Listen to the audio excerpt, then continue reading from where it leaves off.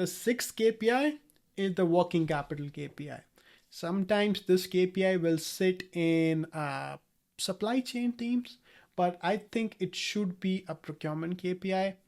In very simple terms, it's basically the result of your negotiation of your payment terms in the procurement negotiations. Let me give an example.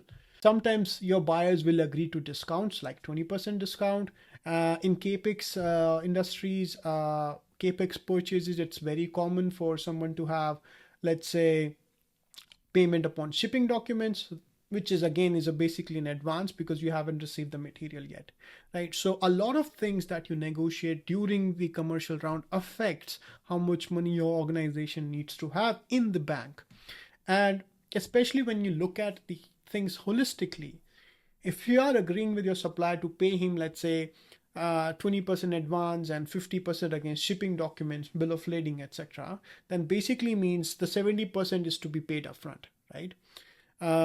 Within 20 days or 30 days from the PO date, right? Wherever the shipping is happening. But your organization will receive money from your customer maybe after 90 days or something.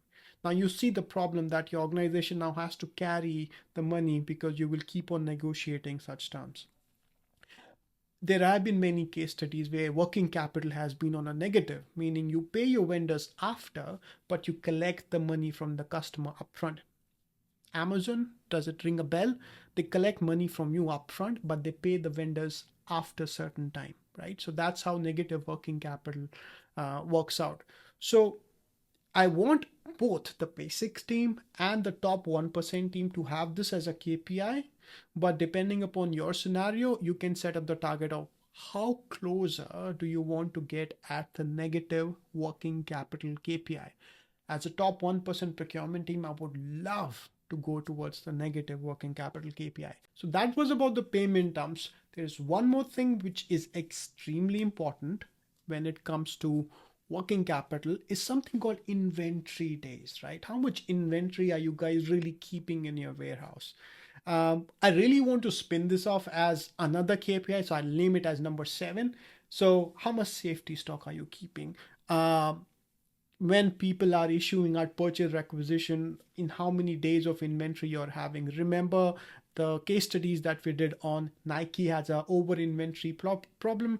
And you will see this happening over and over and over again, right? So what is your current inventory level?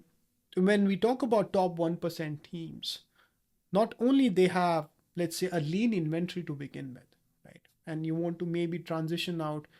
It's very difficult for me to really give you how much inventory days you want to have, but the top 1% team will start establishing vendor managed warehouses, vendor managed inventory, like they call it. They would want to have nearshoring efforts to de-risk the supply chain. So whenever there's a shipping disruption, which is very common these days, to what extent you really have to rush and place purchase order in advance.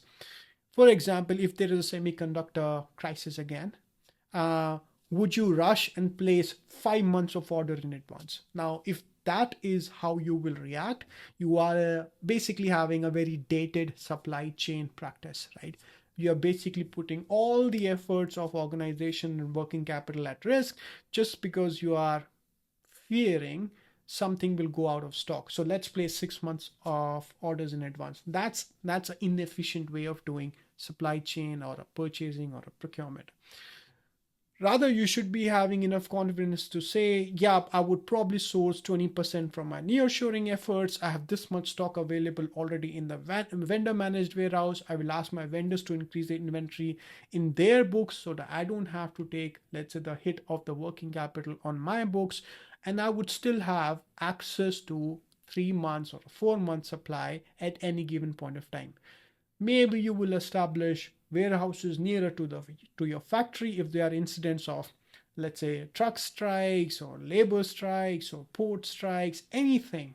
And this is how you work out your supply chain operations. Again, if you are still fighting the supply chain disruptions by placing purchase orders in bulk quantity in advance, I think that's inefficient way, and that's a very irresponsible way of fixing the problem and a very expensive way too. So number 7 done. Inventory days. Try to get into the vendor managed inventory. Try to get into how much nearshoring efforts you have been able to establish. So reduction of overseas shipments out of your total percentage in total shipments, right? How much domestic shipments you are having versus how much total imported shipments are you having is what I will establish as a KPI for top 1% teams.